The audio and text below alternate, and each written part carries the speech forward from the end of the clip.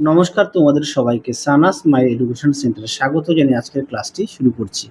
আজকে তোমাদের সঙ্গে আলোচনা করব তোমরা যারা ষষ্ঠ শ্রেণীর তৃতীয় পর্যায়ক্রমিক মূল্যায়ন পরীক্ষা দেবে তোমাদের জন্য রায় ও মার্টিন প্রশ্ন বিচিত্র থেকে আজকে সমাধান করব ষষ্ঠ শ্রেণীর ইতিহাস বিষয় মডেল নাম্বার 6 অর্থাৎ 6 নম্বর স্কুলে যে সমস্ত ছোট ও বড় প্রশ্নগুলি আছে তার সমস্ত প্রশ্নের উত্তরের সমাধান করে দেখাবো। চলো দেরি না করে মূল বিষয়ে যাওয়া যাক। দেখো প্রথমে দেওয়া আছে কি একে ইন্দো আর্য ভাষার সব থেকে পুরনো সাহিত্য উত্তরটা লিখবে ঋগ্বেদ অপশন এ। দুই দেখো বর্ণাশ্রম ব্যবস্থার সঙ্গে যুক্ত নয় উত্তরটা লিখবে নৃপতি অপশন সি। তিনে দেখো মেগালিথ হলো উত্তরটা লিখবে অপশন এ বড় পাথরের সমাধি। চারে দেখো জৈন ধর্ম প্রচারকদের বলা হতো উত্তরটা লিখবে তীর্থঙ্কর অপশন ডি। পাঁচে দেখো ষোড়শ মহাজন পদ গড়ে উঠেছিল উত্তরটা লিখবে খ্রিস্টপূর্ব ষষ্ঠ শতকে অপশন বি। ছয় দেখো ত্রিপিটক যে ভাষা রচিত তা হলো পালি অপশন এ। সাথে দেখো শশাঙ্ক ছিলেন উত্তরটা লিখবে গৌড়ের রাজা অপশন ডি। তারপরে দেখো আটে বানভট্ট ছিলেন উত্তরটা লিখবে অপশন ডি হর্ষবর্ধনের সভাকবি। নয় দেখো গুপ্ত যুগে ব্রাহ্মণ ও ধর্মীয় প্রতিষ্ঠানকে জমিদানকে বলা হয় উত্তরটা লিখবে অগ্রহার প্রথা অপশন এ। দশে দেখো রত্নাবলী নাটক রচনা করেন উত্তরটা লিখবে হর্ষবর্ধন অপশন এ। 11 দেখো হুন আক্রমণ সফলভাবে রুখে দিয়েছিলেন উত্তরটা লিখবে স্কন্দগুপ্ত অপশন সি। 12 দেখো দিনার ও সুবর্ণ চালু করে উত্তরটা লিখবে গুপ্ত শাসকরা অপশন বি। 13 দেখো সুশ্রুত সংহিতে প্রধান যন্ত্র বলা হয়েছে উত্তরটা লিখবে ছুরিকে অপশন ডি। 14 দেখো শক শাসনের প্রধান বাধা ছিল উত্তরটা লিখবে গুপ্ত শাসকরা অপশন এ।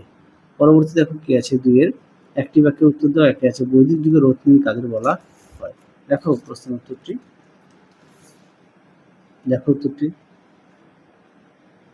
তোমাদের আগের ভিডিওতে সমস্ত বিষয়ের সাজেশন দেওয়া আছে, তোমরা যারা এখনো দেখোনি আমাদের প্লে লিস্টে গেলে সাজেশন পেয়ে যাবে। পরবর্তী দেখো বেদের অপর নাম কি শ্রুতি। তিনি দেখো একলব্যর গুরুর নাম কি উত্তরটা লিখবে দ্রোণাচার্য।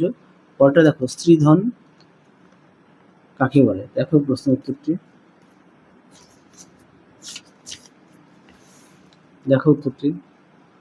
এখান থেকে এই অবধি লিখবে।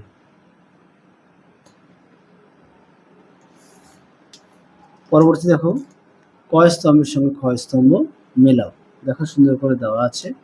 একে দেখো উত্তরটা হবে ডি, দুইয়েরটা হবে এ, তিনেরটা হবে বি, চারেরটা হবে সি। সি দেখো শূন্যস্থান পূরণ করো।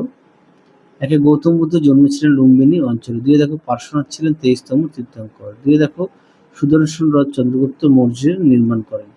চারে দেখো সাতবাহন বংশের প্রথম শাসক শিমুখ। সত্য মিথ্যা দেখো একের উত্তরটি সত্য, দুইয়ের উত্তরটা হবে সত্য। পরেরটা দেখো কি আছে 3 দাগের প্রশ্নের মান হচ্ছে 2, একে আছে চতুরাশ্রম কি। দেখো প্রশ্নের উত্তরটি কিন্তু পাঠ্য বইতে দেখো টুকরো কথার মধ্যে দেওয়া আছে চতুরাশ্রম। পেজ নম্বরটা দেখো 56। পরবর্তী দেখো কি বলেছে চতুর্জাম কি। দেখো প্রশ্নের উত্তরটি পেজ নম্বর 70 আছে চতুর্জাম। দেখো পেজ নম্বর হচ্ছে 70 পাঠ্য বইতে। তিনে দেখো দিগম্বর ও শ্বেতাম্বর বলা হয়। এই প্রশ্নের উত্তরটাও পাঠ্য বইতে দেখো 70 পেজে আছে। পেজ নাম্বারটা দেখো। পরবর্তী দেখো ত্রিপিটক কি উত্তরটি দেখো প্রশ্নের উত্তর এখান থেকে লিখবে। দেখো এই পর্যন্ত লিখবে। পরবর্তী দেখো 5 দ্বিতীয় চন্দ্রগুপ্তকে সকারি বলা হয় কেন। দেখো প্রশ্নের উত্তরটি দেখো উত্তরটি এখান থেকে এই অবধি লিখবে। পরবর্তী দেখো কি আছে দ্বিতীয় নগরায়ণ কবে কোথায় হয়েছিল। দেখো প্রশ্ন উত্তর দেখো এখান থেকে এই অবধি লিখবে। পরবর্তী দেখো অগ্রহার প্রথা কি। দেখো প্রশ্ন উত্তর দেখো অগ্রহার ব্যবস্থা। পরবর্তী দেখো রেশম পথ কি। দেখো প্রশ্ন উত্তর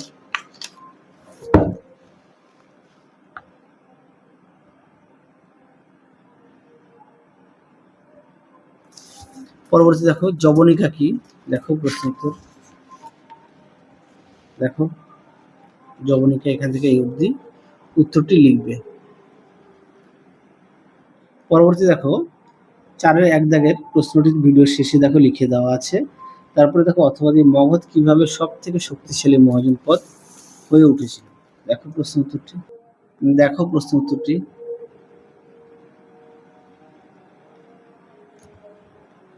এই পর্যন্ত লিখবে। পরবর্তী প্রশ্ন দেখো 2 দাগের মৌর্য সাম্রাজ্য গুপ্তচরদের কাজ কি ছিল। দেখো প্রশ্ন উত্তর, দেখো উত্তরটি এখান থেকে লিখবে, কি কাজ ছিল আর নিয়োগের কারণ লিখবে। পরবর্তী দেখো কি আছে, কুষাণ কারা, এটা পাঠ্য বইতে পেয়ে যাবে, হ্যাঁ, পেজ নম্বর 87, আর দেখালাম না। তারপরে দেখো 3-এ মৌর্য আমলে পুরুষ ও নারীদের পোশাক কিরূপ ছিল, খুব গুরুত্বপূর্ণ একটি প্রশ্ন, এটা অনেক সেটে এই প্রশ্নটি দেওয়া ছিল। তোমরা অবশ্যই ভালো করে কিন্তু পড়বে এই প্রশ্নটি, উত্তরটি ভালো করে পড়বে আর সমস্ত বিষয়ে পাঠ্য বই খুঁটিয়ে পড়বে। পরবর্তী দেখো কি আছে, আচ্ছা এই প্রশ্নটা ভিডিও শেষে তোমাদের দেখো লিখে দেওয়া আছে। পরবর্তী দেখো 5-এ মহাবীর বলতে কি, যেটা পাঠ্য বইতে পেয়ে যাবে 112 পেজে, আমি দেখালাম না। পরবর্তী দেখো আছে এই প্রশ্নটাও তোমাদের লিখে দেওয়া আছে, ভিডিও শেষে দেখে নিও। পরবর্তী দেখো গান্ধার শিল্পের বৈশিষ্ট্য কি ছিল। দেখো এই প্রশ্নের উত্তরটি দেখাই, দেখো গান্ধার শিল্পের পরিচয় দাও, এর মধ্যে থেকে তোমরা এটাই লিখবে, দেখে নাও।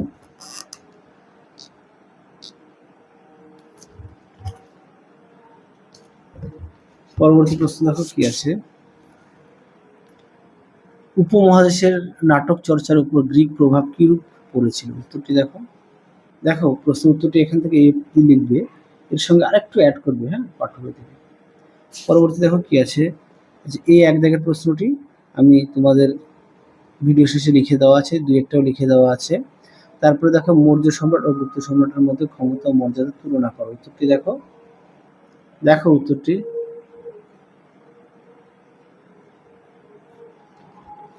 পরবর্তী দেখো কি আছে, অশোকের ধর্মের মূল নীতিগুলি লেখো। আচ্ছা এখানে একটি প্রশ্ন বাদ গেছে, আমি বলে দিচ্ছি, দেখো অশোকের ধর্মের মূল নীতিটাকে দেখাই, দেখো অশোকের ধর্ম। পরবর্তী বাদ গেছিল এই প্রশ্নটি, সাতবাহন আমলে গ্রাম জীবন কেমন ছিল। উত্তরটি দেখো, দেখো প্রশ্নটির উত্তরটি এখান থেকে অবধি লিখবে। পরবর্তী দেখো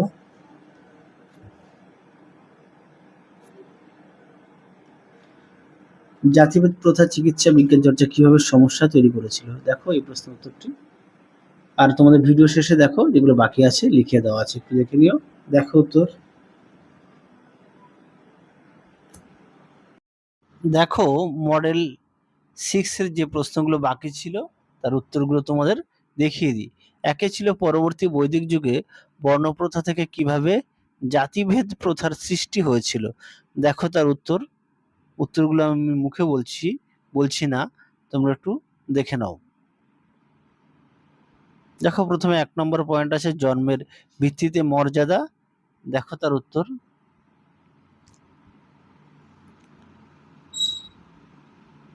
2 নম্বর পয়েন্ট আছে পেশার পরিবর্তন হ্রাস, দেখো তার উত্তর। 2 নম্বর পয়েন্ট আছে অর্থনৈতিক পরিবর্তন, 3 নম্বর আছে অর্থনৈতিক পরিবর্তন।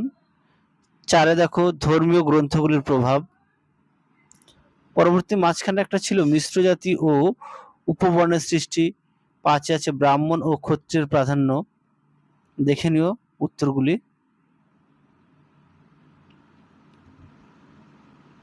পরবর্তী দেখে নাও তার উত্তর।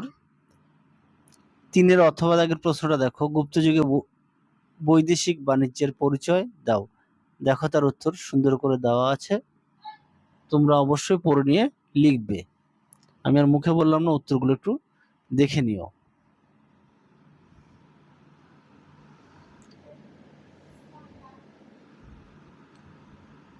দেখো অবশ্যই পয়েন্ট দিয়ে দেওয়া আছে, তোমরা পয়েন্ট দিয়ে দিয়ে লিখবে। আর অবশ্যই বড় প্রশ্নগুলো বাড়িতে ভালো করে পড়বে, পড়ে না দেখে লিখবে। সমস্ত বিষয়ে পাঠ্য বই অবশ্যই খুঁটিয়ে পড়বে, পাঠ্য বইয়ের দিকে অবশ্যই গুরুত্ব দেবে। দেখো তার উত্তর। পরবর্তী দেখো 7 দাগের প্রশ্ন কি পয়েন্টটা দেখো, ঐতিহাসিক বিবরণ। দেখো তার উত্তর।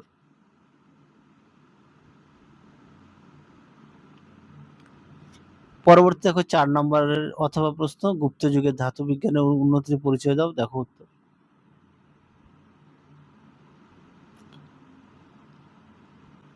দেখো প্রথমে আছে একে লৌহ প্রযুক্তি পয়েন্ট, 2 আছে অন্যান্য ধাতু। দেখো তার উত্তর। 3 আছে মুদ্রা তৈরি। দেখো তার উত্তর। তোমরা যদি পারো অবশ্যই খাতায় লিখে নিয়ে পড়বে। পরবর্তী দেখো 4 বৈদেশিক বাণিজ্য। দেখো তার উত্তর। 5 নম্বর পয়েন্ট আছে সংরক্ষণ। দেখো তার উত্তর।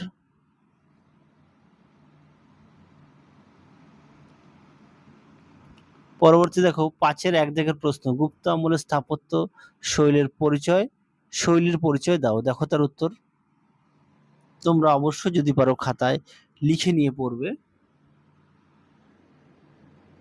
দেখো তার উত্তর।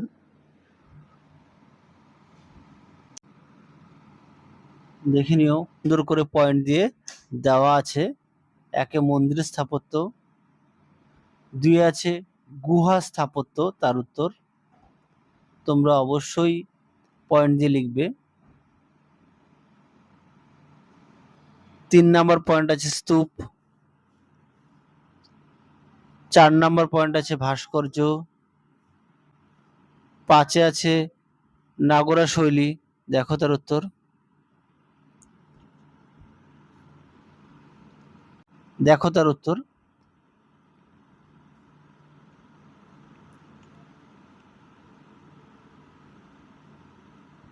দেখো প্রথমে পয়েন্ট আছে পেশাগত মান নিয়ন্ত্রণ। তার উত্তর। 2 আছে প্রশিক্ষণ ও শিক্ষাদান। 3 আছে মূল্য নিয়ন্ত্রণ। 4-এ আছে সদস্যদের স্বার্থ রক্ষা। 5 নম্বর পয়েন্ট আছে বাণিজ্যিক সম্পর্ক স্থাপন। 6 আছে নতুন বাজার অন্বেষণ। দেখো তার উত্তর।